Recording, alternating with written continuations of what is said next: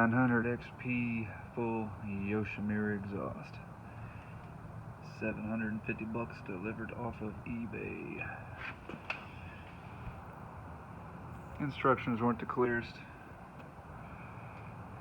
but I did figure it out.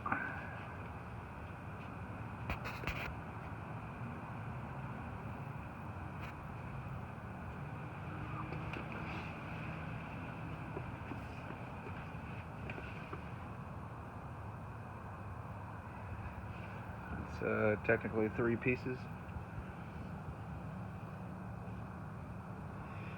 These are fully welded there, fully welded there. This is all 2 separate pipes right here, but each pipe is solid until it gets to here, and then it's a pretty snug fit right there.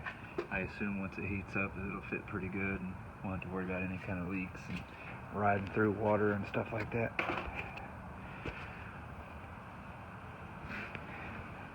Here's all the old crap.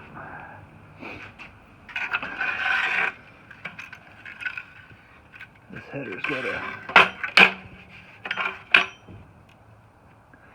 big crack in it somewhere. I don't remember where. Plus I've already welded it up a few times.